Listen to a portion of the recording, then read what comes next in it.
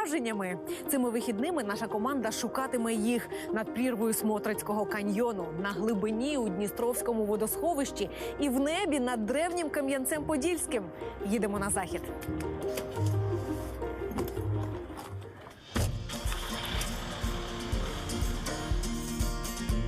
Поділля, Пониззя, Подністров'я, Побожжя – колись навіть окреме Подільське князівство. Цей край – один із найбільших і найдавніших на території України. Історичне Поділля об'єднує аж 8 сучасних областей. І зрозуміло, що такий маршрут за вихідні нам не охопити. Захід Поділля – повний звичаїв і традицій з усього світу. Напівдикий він розтягнувся вздовж найкрасивішої, звивистої частини Дністра. І сьогодні це вибір нашої команди. Подільські товтри – це кілька десятків гір у 3 різних областях України – Хмельницькій, Тернопільській і Чернівецькій. Ми їдемо не вперше і вже можу сказати, що найкрасивіші панорамні місця можна відшукати тільки в супроводі гіда. І з нами їде науковець-турист. Товтри у нас бувають або вкриті лісом, або голі, так звані, відкриті товтри, без лісу. Я бачу вже горби такі. Здається, дорога закінчилась. Так, ми тут зупинимося.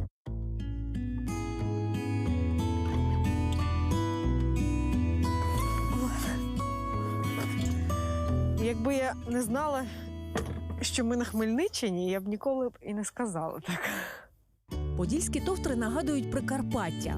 Той самий рельєф із пагорбами, так само хаотично на різній висоті розміщуються сільські подвір'я.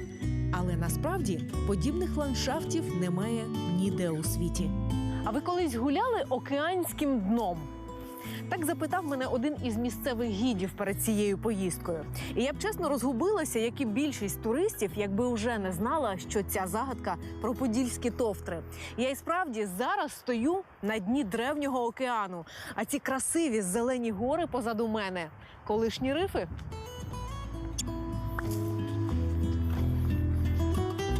Товтри – по-справжньому унікальне явище. Це єдиний у світі гірський кряж, що утворився не внаслідок зіткнення плит земної кори, а з мушель, риб, молюсків, що колись жили у давньому океані, котрий мав назву Тетіс. Доказів навіть не треба шукати, вони самі трапляються на очі. Михайло їде сюди щовихідних. Із донькою та дружиною у спеціальні місця для відпочинку. Сам в обхід заповідних зон. Сліди океану скрізь. А як тут прийнято відпочивати? Підкорюють товтри? Довжиною маршрутів, напевно. Тобто тут Тому є... що вони невисокі, там максимальна висота трішки більше 400 метрів. Тому вверх підкорювати, напевно, нелогічно, а долати кілометри товтрами, напевно, це правильно, вони про підкорення товтр. Ландшафти товтр на всій території парку не однакові. Що далі вглиб, то рельєф вигинається більше. Коли дивишся на них отак згори, здається, що ці гори пливуть. За багато століть Дністер не розмив каменів, а досі отак красиво огинає кожну товтру. Краєвиди неймовірні. Час у такій мандрівці минає дуже швидко. З якого боку на яку товтру не поглянь, на кожній хочеться затриматись бодай на півгодинки. А між ними ще каньйони, долини й печери.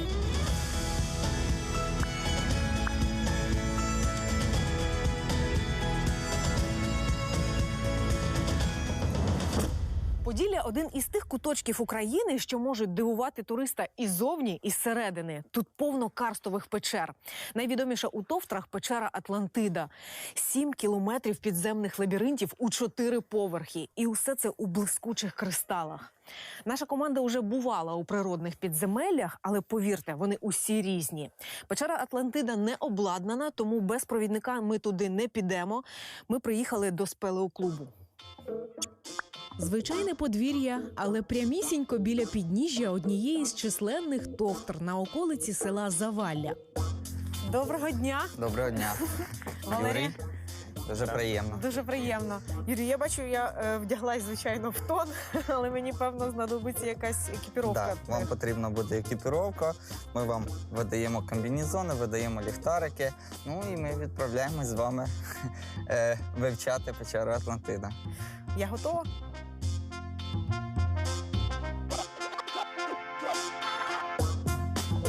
З допомогою цього нам потрібно буде піднятися до печери. Там такі лази, де треба буде... Вхід в печеру знаходиться на висоті 6 метрів. От, потрібно по скалі буде піднятися вгору. Хлопці, я не знаю, що на нас очікує. Кожна печера – це, певно, авантюра, але ми готові. Ви знаєте, Юра, дуже дивно, що ми з вами піднімаємося вгору. Нібито до печер спускаються. Ми будемо потім спускатися вглиб пагорба цього. Зараз піднімемось десь 6 метрів вгору, і печера отак рівномірно в нас в самому пагорбі буде практично йти. Ну, практично середня відстань від дна печери до поверхні складає близько 40-50 метрів. 40-50 метрів углиб – це вдвічі більше, ніж висота самої товтри. 5 хвилин і наша спелеокоманда вже майже на маківці. Ми будемо підніматись ось туди, в ті малесенькі дверцята, які Оту вгорі. фіртку? Да, ну, да, оту маленьку фірточку. У нас все буде екстремально. Доки хлопці продумують наш маршрут і готують спорядження, розкажу вам трохи про першопрохідника. Відкрив Атлантиду Валерій Рогожніков, київський спелеолог. Взагалі, у колах дослідників його називають батьком української спелеології. І досі цитують його перші враження від цієї печери. Він сказав, ніколи не бачив подібної краси. І зауважте, це після проходження 600 печер в усьому світі. Я думаю, дістатись до цієї краси нам буде нелегко. І вже розумію, що не дарма ми домовились із місцевими провідниками. Бо інакше ми просто не потрапили до печери. Вона закрита дверима. Але не сьогодні. Короткий інструктаж і рушаємо. Ми зараз формуємо з вами таку цепочку, якою будемо рухатись по печері. Ось цю цепочку в печері ми не розриваємо. Кричати нема сенсу, тому що гіпс дуже добре поглинає звук, буквально декілька поворотів, і ніхто вашого крику не почує. От, саме кращий варіант – це залишатись на місці. Ніби нічого складного, та й підйом не такий важкий, яким здавався. Ось ми, в принципі, і війшли, можна сказати, в перший зал. Зовсім інша картинка, ну, стільки простору. Це є зал радості. Перший зал, який відкрили в печері Атлантида. Відкрили це природне підземелля не так давно, 1969-го. І, як часто буває, абсолютно випадково. Один із найменших членів експедиції застряг у проваллі. Відкопуючи маленького спелеолога, знайшли кришталеву галерею. Цей зал був настільки білосніжним і яскравим, що деякі люди навіть брали з собою сонцезахисні окуляри, тому що світло світило на кристали, відбивалось і сліпило очі.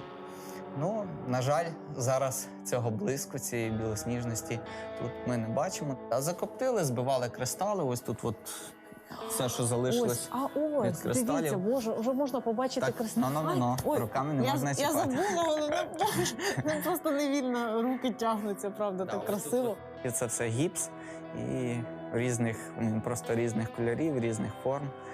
На даний момент Атлантида вже так більш-менш сформована печера, вона рахується однією з самих старих печер в Європі і не тільки в Європі. Тому в такому вигляді, як ми її зараз бачимо, це у нас, скажімо так, стоїть вже більше як 1 мільйон років. Тобто це вже така бабушка серед печер. Підемо в гості до бабусі. Так, йдемо далі в гості до бабусі. Зараз будемо підніматись на 2-й рівень, тому що ми на 1-му рівні. Взагалі в Атлантиді їх є 4. Але глибина в цій печері практично не відчувається. Стабільна температура, нормальний тиск, комфортна вологість. До слова, у гіпсових печерах Товтр навіть астматики почуваються добре.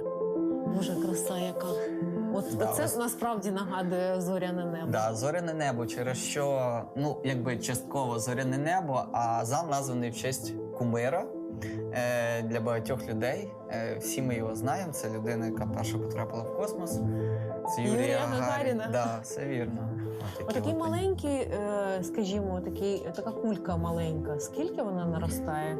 Ну, 1 сантиметр кристалу точно росте більше як 1000 років. Тобто доволі багато часу потрібно для цього. Кристали на стелі, на стінах, під ногами. А є навіть ось такі приховані від більшості туристів – кам'яні квіти. У підземної української Атлантиди, звичайно, нічого спільного із затонулою міфічною державою. Але вона теж казкова, казково красива. Для любителів сувенірів і трофеїв ще раз пояснюю. На поверхні такий от кришталик швидко тьмяніє і кришиться. Тож навіть не намагайтеся взяти шматочок Атлантиди на згадку. Милуватися тільки на місці. А з дозволу спелеологів можна навіть лишитись на ночівлю. Ти побувала в печері Атлантида. Ти її підкорила, стала покорителем, ти пройшла всі труднощі. Навколішки. Да, навколішки. Ти великий молодець, але ти ще не стала спелеологом. І зараз ти ним станеш. Щоб стати спелеологом, треба відчувати на собі смак глини. Ось так нас посвячують спелеологи. Боже! Спа-маска від Атлантиди.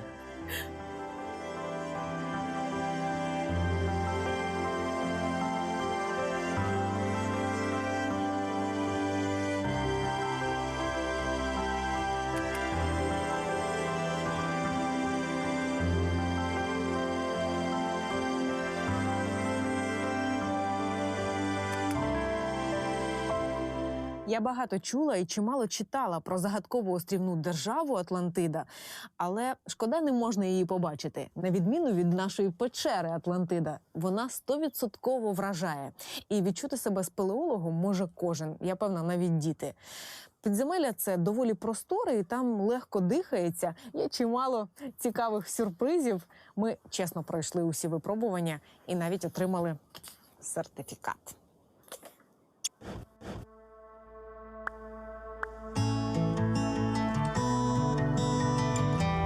Найпопулярніше місце національного парку Подільські товтри – Бакотська долина.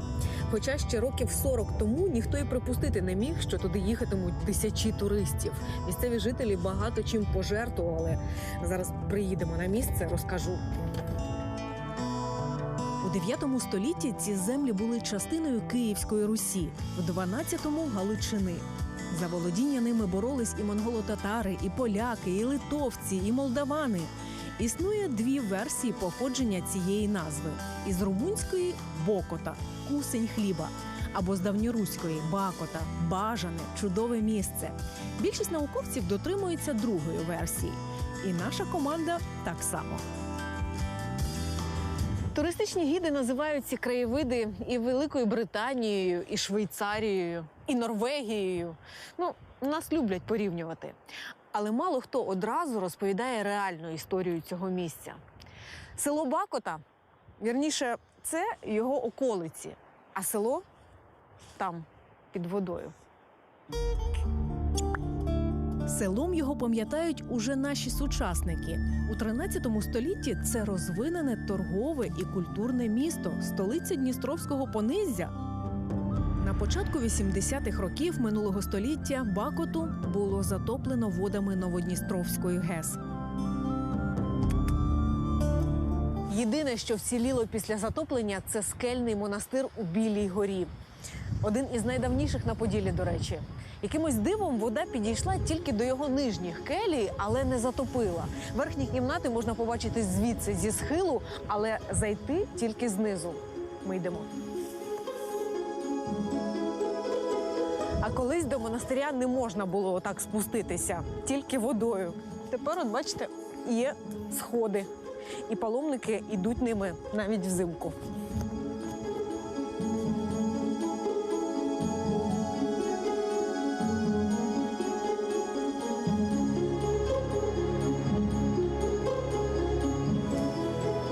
Добрий день. Добрий день. А скажіть, будь ласка, я правильно до монастиря йду? Ну да, правильно. Тут він внизу, так? Да. А кажуть, що колись він був на околиці Бакоти. Так, Правда це? Правда. Мені було 14 років, як виселяли село. Ви в Бахуті саме Я жили? родилася в Бакуті. А рядом були Теремці село, 2 села. А там за пагорбом було Студениця, село Студениця. Побудували ГЕС і затопили 28 сіл.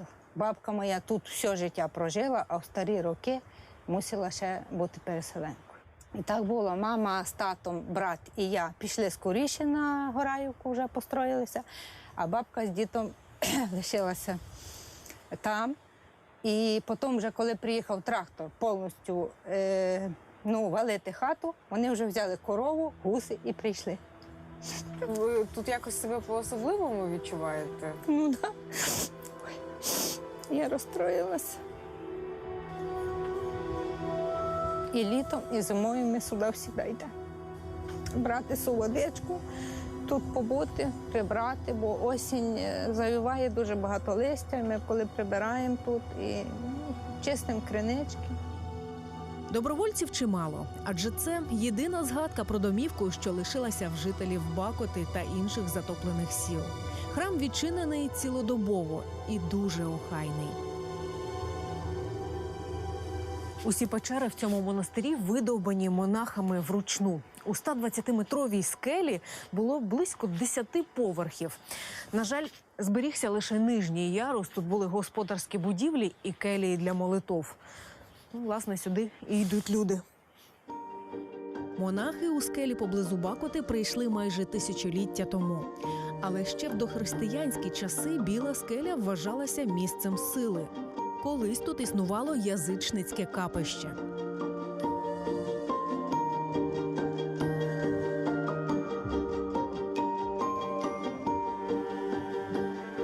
Видно, що люди шанують це місце. Така маленька кімнатка і стільки ікон. Їх, до речі, приносять сюди і селяни, і паломники. Вони не мають матеріальної цінності, але їх кількість вражає. Просити зцілення, дітей, щасливої долі і сил. До цих маленьких печер щодня спускаються сотні прочан. Православні, католики, юдеї, вірмени у силу цього місця вірять.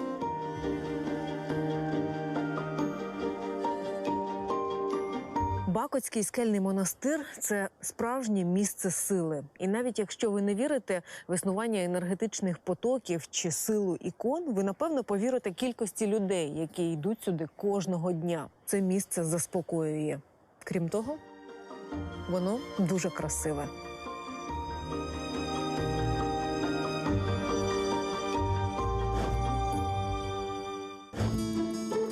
Ми прибули до одного із дністровських яхт-клубів і звідси рушаємо в водосховище. Уявіть, 2500 сільських дворів, похованих під хвилями. Я спробую побачити Бакоту і сусідні затоплені села, але для цього мені доведеться спуститися на глибину 20 метрів.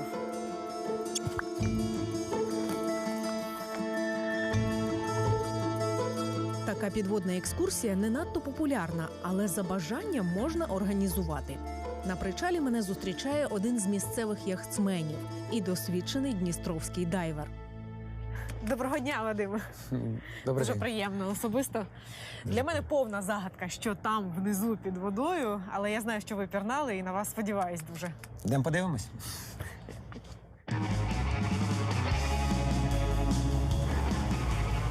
Затоплені села тут скрізь, але Вадим везе нашу знімальну групу до місць, де ще збереглися сліди сільського побуту.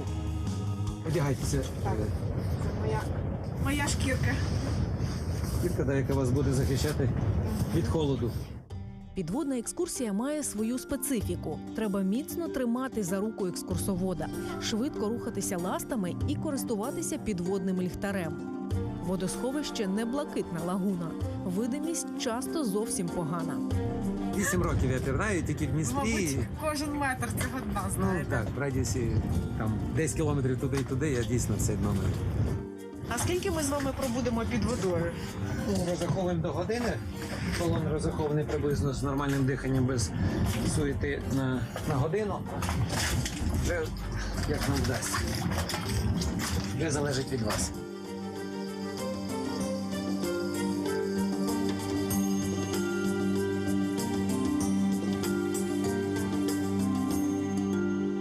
Якщо ви колись пірнали в морі, одразу відчуєте різницю. Річкова вода, мовою аквалангістів, важча і моментально опускає на дно. Уже за 5 хвилин ми опинилися на глибині 10 метрів. Колись ці підводні пагорби були околицею Бакоти. І доказів не довелося шукати довго.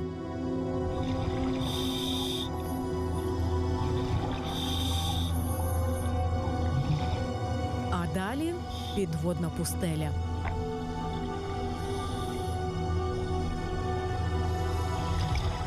Все ж понад чверть століття минуло з часу затоплення.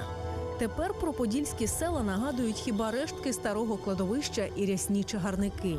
Доволі дивні відчуття, коли бачиш сади під водою, і в них весь час заплутуються ласти. Підводна екскурсія в затоплені села специфічна. Видимість щонайбільше кілька метрів. Ця мандрівка вражає, але не так тим, що тут можна побачити, як самими очікуваннями і невідомістю.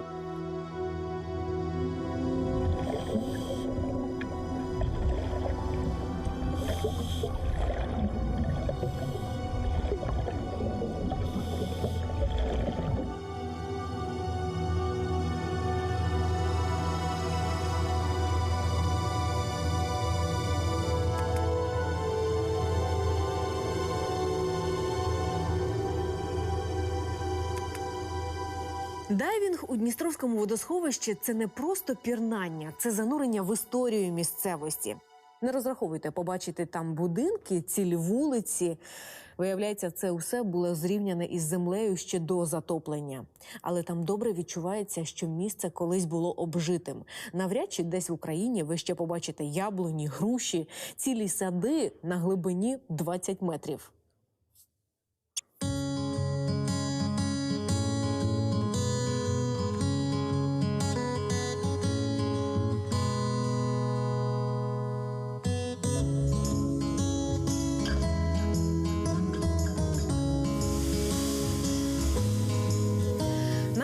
Час пообідати, вірніше, навіть повечеряти. Я розраховувала скуштувати якусь колоритну національну страву, але цей край дуже інтернаціональний.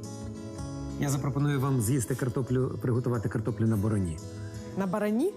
З бараниною? На бороні. Це у нас така сковорідка наша національна, тут місцева. Наші місцеві жителі дуже часто і туристи користуються такою сковорідкою. Це такий український вок.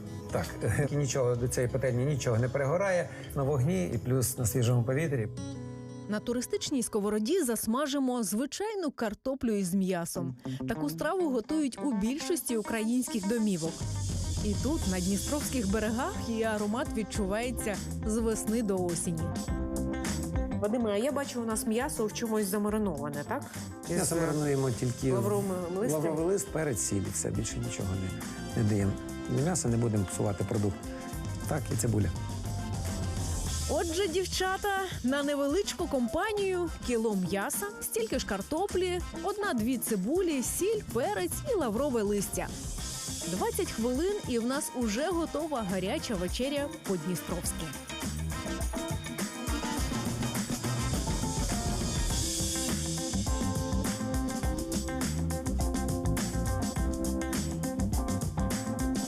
Дуже смачно пахне. Надіюсь, воно буде смачне. Так. Будь ласка.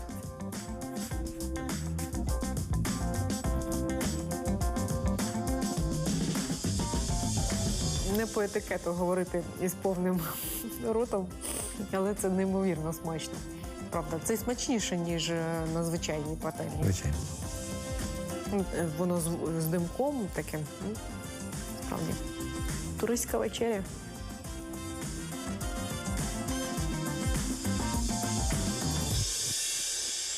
От просто повірте мені, після такої вечері ви не зможете пересуватися, тільки відпочивати. Ніч нас застала у Дністрівці, і, на щастя, тут є де розміститися. Хто забажає, можна просто у наметі, але день був у нас дуже насичений, тому я обираю комфортний будиночок.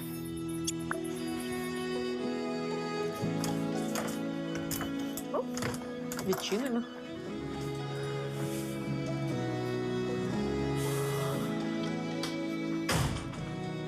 Накази в подільських товтрах здивували не лише комфортом, а й тишею.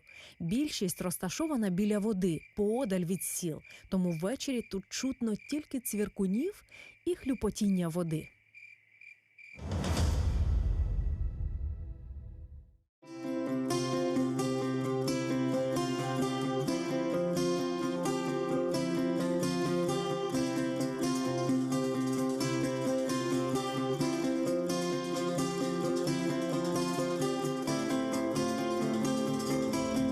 Якщо матимете можливість, прокиньтеся раніше. Тут просто неймовірної краси світанки. Недарма цей населений пункт, от уже не одне століття, називають містом сонця. До речі, світило навіть викарбоване на його гербі. Ми вже в Кам'янці-Подільському. Доброго ранку. У давньому Кам'янці-Подільському панує особлива атмосфера середньовіччя. Гармонійне поєднання мальовничої природи та неприступних оборонних мурів захоплює багатьох туристів з усіх куточків світу. Проте гордістю та символом міста є все ж таки старовинний Кам'янець-Подільський замок. Квітка на камені – це, певно, найромантичніша асоціація і теж одна із неофіційних назв цього міста. Ось вона, ця сама квітка – Кам'янець-Подільська фортеця. На високому скельному півострові над каньйоном річки Смотрич. Це одне із чудес України. І саме звідси починається знайомство з Кам'янцем для більшості туристів. До фортеці веде замковий міст. Ця споруда теж унікальна пам'ятка. Припускають, що міст було побудовано римським імператором Трояном, коли той ішов у похід цими землями.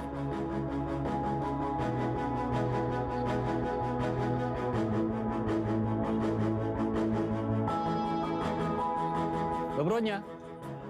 Доброго дня. Україна вражає? Так. Та я вас запрошую на екскурсію.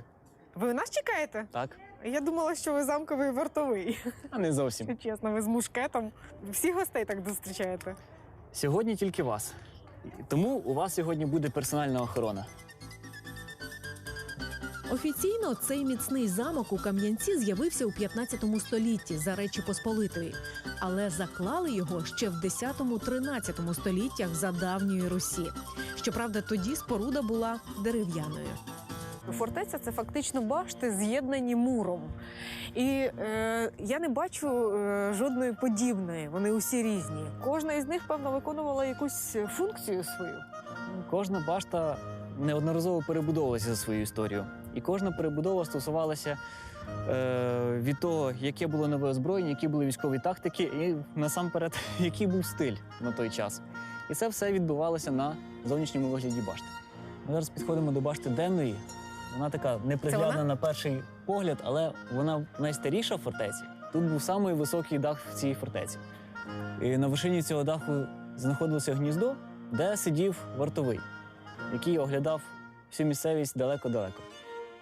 За однією легендою, вартовий, який тут сидів, міг бачити Хотинську фортецю. Ми стоїмо в найстарішій частині замку. Тут знаходився кам'яний дитинець з описами 15 століття. Дитинець, як кажуть місцеві, у 10 разів менший за територію замку, що лишився нам. А лишилось нам 16 веж і мури. Вони і справді були міцною основою форту, такою собі бронею. Всі башти були з'єднані між собою кам'яними галереями, дерев'яними галереями, з того боку видно. На галереї можна було піднятися з двору і з башти в башту по таким самим галереям переходити по всьому периметру фортеці. Цікаво. Пройдемось? Пройдемося. Муровані коридори між баштами нагадують довгий тунель. Отак можна пройти всім периметром. Кам'янець-Подільська фортеця вражає не тільки своєю величчю і красою, а й середньовічними уявленнями про зручності. Виявляється, в одній із 1,5 десятка веж був туалет. Ну так, по-багатому. Дійсно, це так. У башті був туалет, і саме цікавіше те, що цей туалет знаходився прямо над в'їзними воротами, які вели в місто. Також, окрім туалета, тут є комірка для одягу, тому що це була і шафа. Справа в тому, що сірчаний запах Шафа в туалета, туалеті. так, сірчаний запах туалета, він відлякує міль. Тому речі в такому середовищі краще зберігалися. Я не буду брати це на замітку, але це дуже цікаво.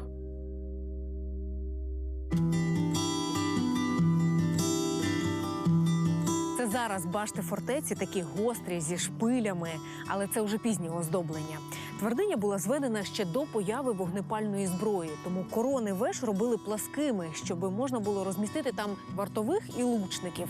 До речі, стріли робили тут, на внутрішньому дворі. І досі роблять. І навчають туристів. У дитинстві я майструвала лук із бабусиного горіха. Але це вже зовсім інший рівень. А з чого наконечники? Це камінь, кремінь. Потім після них вже з'явилися металеві, ковані, бронзові. Можна різати хліб. Вирубати палицю, зашліфувати ідеально, вирізати наконечник, зробити крила. Кропітка праця, скажу вам. І так от з опалу навчитись цього не можна. Астральники, так у Кам'янці називали тих, хто виготовляв стріли, працювали цілодобово. Я ж із подвійною допомогою за півгодини таки зробила одну. Навчитися стріляти можна тут таки. І це не складно. Залежить від влучності кожного.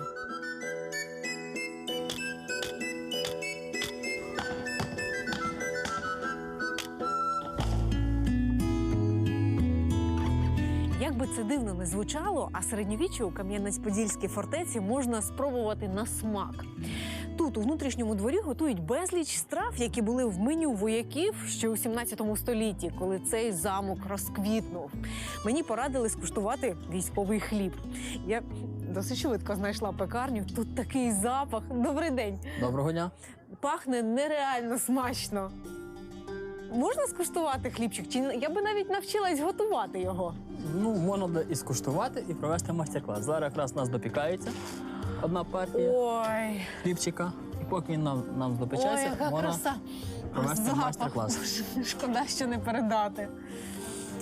Піч така цікава у вас. Це глина? Реконструкція Як маленька 17 хатка. століття. А чому вона на колесах? Її військові перевозили. Чіплялася ще одна така сама планка. Я її зняв, щоб було зручно ходити. І військо куди не йшло, запрягли коня і поїхали в похід. Але випікати хліб почали саме в Кам'янецькому замку всередині 18 століття. Тоді на цьому самому місці стояла кухня. Полоснути. Ух! Я ще так багато тіста і не місила в житті. Тут десь у нас вийде хлібин так 4-5, десь Всього в районі кілограма і більше. А на військо? А на Скільки? військо на день це, напевно, треба буханців з 50.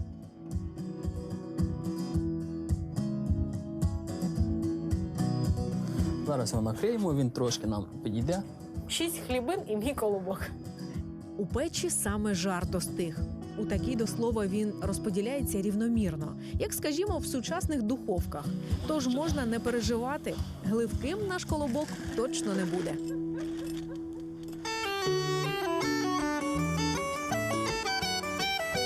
Хліб, коли випікають, його не ріжуть, бо він є гарячий. Ламають. Ламають. Ой, Боже, я зараз з глузду з'їду. Це можна знепритомніти, правда. Він так пахне. Воно начіпнути, можна пушити. Він спікся. Дуже смачно, правда. Випікати польовий хліб нелегко, але ж цей результат вартий зусиль. Перекус із присмаком історії.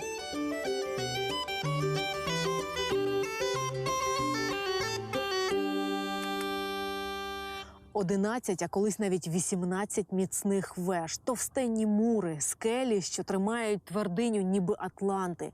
Я гадаю, Кам'янець-Подільська фортеця уже самим своїм виглядом відлякувала ворогів, тому й лишилася нам такою красивою. У 17-18 столітті це було повноцінне містечко, і воно досі там є. Щоправда, тепер уже не військове, а туристичне. Тут можна провести цілий день. Фортеця – найпопулярніше туристичне місце Кам'янця, і, звичайно, більшість гостей одразу прямують туди. Але я раджу вам знайти час і на прогулянку вулицями міста. Українці, росіяни, поляки, литовці, вірмени, євреї, турки – 7 націй залишили на них свій слід.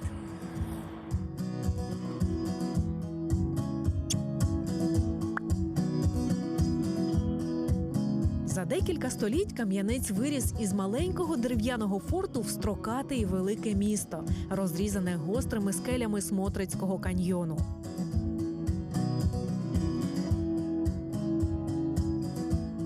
На одному чи іншому березі гулятимете, а я раджу обов'язково зайти на котрийсь із панорамних майданчиків. Їх тут чимало. Із них добре видно нашарування різних епох. На одному виступі турецький бастіон, на іншому – старий польський квартал із дахами під червоною черепицею. Я вирішила зустрітися зі знайомим гідом і побачити старожитності зблизька. В Україні тільки в Кам'янці можна спуститися на дно каньйону і піднятися вгору сходами. І на них неможливо не затриматись. Ігор Васильович, таке незвичне доволі явище – водоспад посеред міста. Хоча, напевне, у цьому шарм Кам'янця. Він же надприродный. Для Кам'янца это привычное явление. Далеко не каждый город может похвастаться своим собственным водопадом. И особенный, как говорили цимыс, в том, что это не сточная вода. Это настоящая родниковая вода.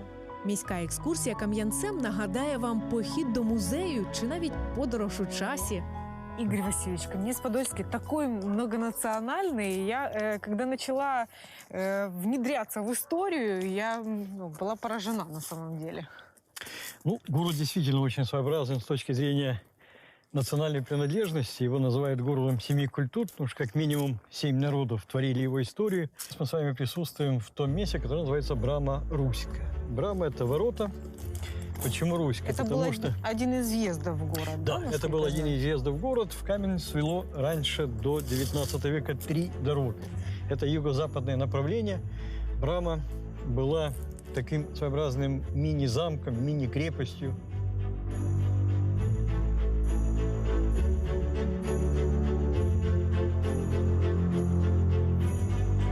А й справді маленький форт.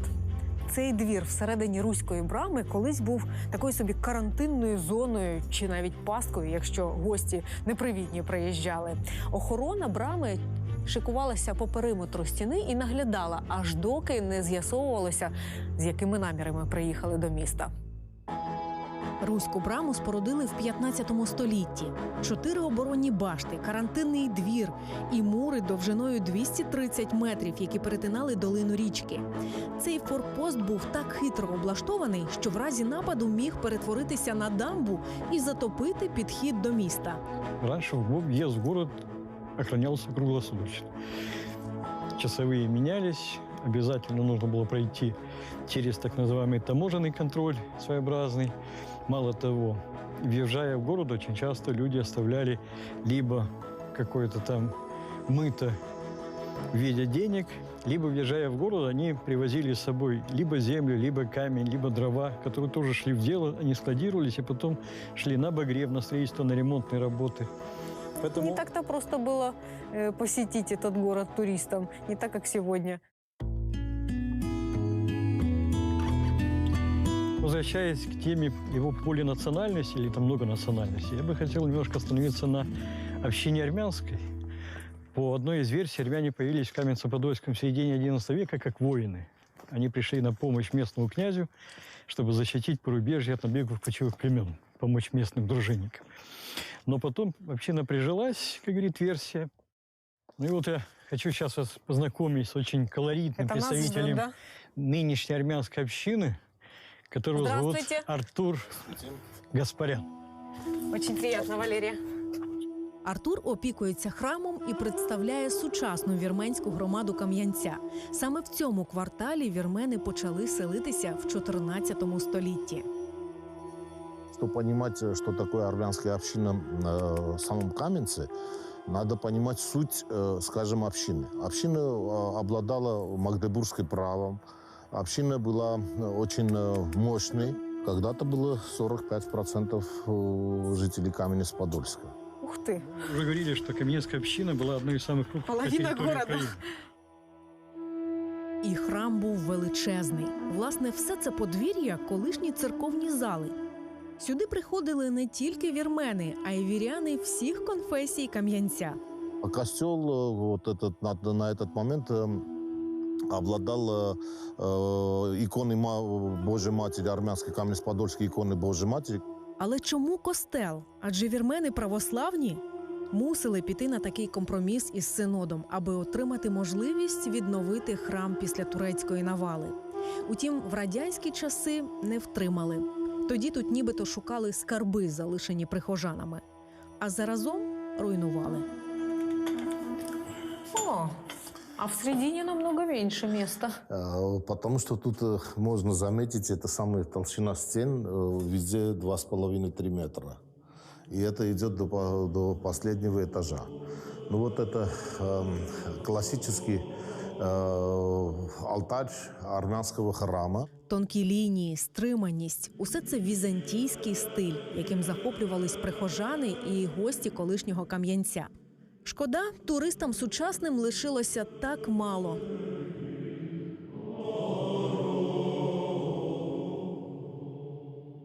Кам'янець – це і маленька Варшава, і маленький Стамбул, і маленький Єреван. Асоціації тут на кожному кроці, тому я би не назвала це місто суто українським. Територіально, звичайно, так, це наше Західне Поділля. Але це місто – реальний доказ того, що країна у нас багатонаціональна і історія сплетена із багатьох культур світу. І так на кожній вулиці, в кожному будинку. Я блукала пішки, проїхалася історичними кварталами на турмобілі. Але цього все одно недостатньо. Це місто варте всього вікенду. Та якщо часу обмаль, принаймні маєте оглянути центр і зазирнути на милий сувенірний риночок.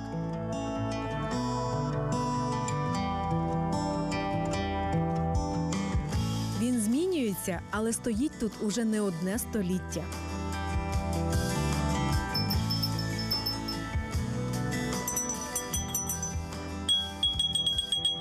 Це ваші кам'янецькі майстри? Кам'янецькі майстри, так. А що це? І що? Чубовська Оля і Сенько Марія, художники. На стеклі, на зеркальній поверхності. Малюють стару фортецю, місто. А мені от подобається повітряна куля. Будь ласка. Кам'янець-Подільський мрій. Ця мрія здійсненна.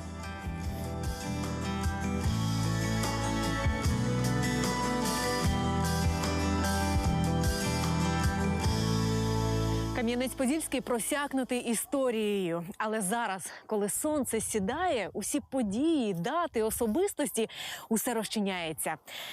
Вечір у Кам'янці – це час романтики. Тоді місто залите м'яким рожевим світлом. І ми побачимо усе це звідти, згори. Селище Зубрівка. І мене чекає повітряна куля. Добрий вечір. Підготовка до польоту буквально за годинником. Усе швидко і злагоджено, аби не пропустити його – захід сонця.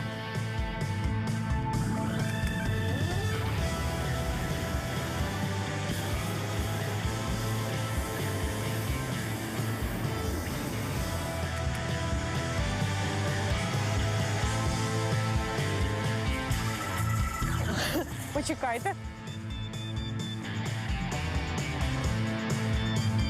Сподіваюсь, я не залишусь без волосся. Все всередині? Так. Можете адаптуватися, поки що звикати.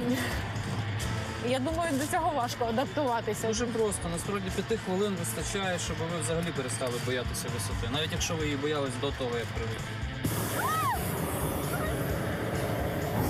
До цього неможливо адаптуватися насправді.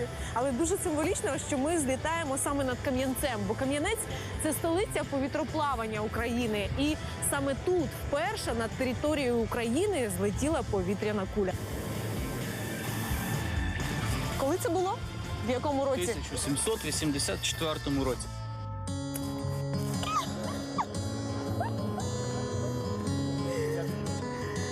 Папа! Зустрінемось в Кам'янці!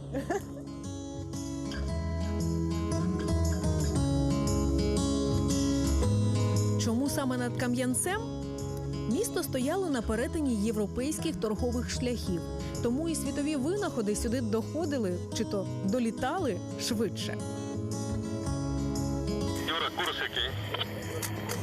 324 в мене було. 310 одиниць. Зліт дуже легкий. Навіть не віриться, що така величезна куля може бути такою невагомою. А літати над містом – це не небезпечно? На кулі, ні. Тут нема чому ламатись, тут все дуже просто. Грієш, летиш вверх, не грієш, летиш вниз. Контролювати тиск у кулі, висоту, ловити напрямок вітру і при цьому розважати туристів. Не просто бути капітаном повітряної кулі. Але погодьтесь, це одна із найромантичніших професій. Звідси такі краєвиди. Я складно уявляю, що буде над Кам'янцем, але тут, над зеленими лісами, над каньйонами. Це просто неймовірно красиво. От унікальність ще польотів в нашій саме зоні, в зоні от каньйону річки Смотрич. Тут дуже цікаво, повітряні маси внизу рухаються, і вплив каньйону на рух цих повітряних мас досить таки суттєвий. І тому от ми можемо вилавлювати ці штуки і можна нижче спуститися. Для туристів це дуже популярна розвага. Для місцевих буденність, здається. Бачити повітряні кулі, напевно, так само звично, як і птахів. Трохи нижче нас зустрічають як дорогих гостей. До вас звикли вже, певно, так? Так, ми тут всіх знаємо. Добрий вечір! Давайте ви до нас! Так мило, так позитивно. 3, 2, 1. Зіткнення! Але найголовніший момент ще там, на висоті в 1000 метрів. Захід сонця над старим строкатим містом. Це варто побачити наживо. Я не знаю, чи видно це на картах, треба перевірити. Але звідси згори Кам'янець-Подільський має форму серця. І якщо це місто не закохало вас у себе вузенькими вулицями, камерними площами, гострими білими скелями, то повірте, тут це станеться напевно. Тиша і невагомість – ідеальні умови, щоб згадати все прекрасне, побачене і пережити цього вікенду. Західне Поділля однозначно вражає. Переконайтеся самі. А наша команда вже у пошуках нових вражень.